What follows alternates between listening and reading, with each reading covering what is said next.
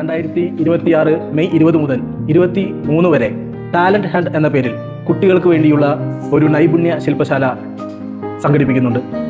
Talent ഹണ്ടിൻ്റെ 8.0 എട്ടാമത്തെ പതിപ്പാണ് ഈ വർഷം അരങ്ങേറുന്നത്. നിങ്ങളുടെ കുട്ടികളിൽ ഒളിഞ്ഞിരിക്കുന്ന വ്യത്യസ്തമായ കഴിവുകളെ കണ്ടെത്താനും അത് പരിപോഷിപ്പിക്കാനും ഈ ടാലന്റ് ഹണ്ടിലൂടെ കഴിയും. ഒരു ചായ വിതരണം ചെയ്യാൻ വേണ്ടി ഞാൻ ആ ക്യാമ്പിലെത്തുകയും പിന്നീട് ആ ക്യാമ്പിൻ്റെ ഭാഗമായി തീരുകയും ചെയ്ത ഒരു ഭൂതകാലം എനിക്കുണ്ടായിരുന്നു.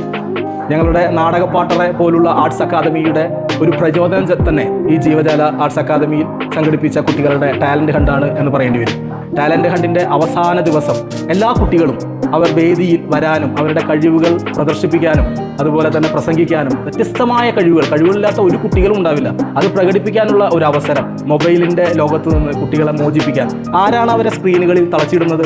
നമ്മുടെയൊക്കെ കുട്ടിക്കാലങ്ങളിൽ നമുക്ക് കുളിക്കാൻ കുളങ്ങളും കളിക്കാൻ കളിക്കളങ്ങളും കൂടെ കളിക്കാൻ ഒരുപാട് കൂട്ടുകാരുണ്ടായിരുന്നു. പക്ഷേ ഈ വേനലവധി കാലത്ത് പോലും കൂട്ടുകാരില്ലാതെ അണുകുടുംബങ്ങളുടെ അകത്തളങ്ങളിൽ മൊബൈൽ ഫോണിൻ്റെ സ്ക്രീനിൽ തളച്ചിടപ്പെടുന്ന കുട്ടികൾക്ക് ഒരു മോചനം കൂടിയാണ് വേലൂർ ആസ്ഥാനമായി പ്രവർത്തിക്കുന്ന ജീവജാല ആർട്സ് അക്കാദമി സംഘടിപ്പിക്കുന്ന ടാലന്റ് ഹണ്ട് 8.0. ഈ ഒരു അവസരം നിങ്ങളുടെ കുട്ടികൾക്ക് വേണ്ടി പ്രയോജനപ്പെടുത്തണം എന്ന് അഭ്യർത്ഥിച്ചുകൊണ്ട് ഈ ടാലന്റ് ഹണ്ടിനെ എല്ലാവിധ ആശംസകളും അർപ്പിച്ചുകൊണ്ട് നിങ്ങളെ എല്ലാവരെയും സ്വാഗതം ചെയ്തുകൊണ്ട് നിർത്തട്ടെ. ടാലന്റ് ഹണ്ട് 8.0 നമുക്ക് ഒരു ആവേശത്തോടെ ഏറ്റെടുക്കാം.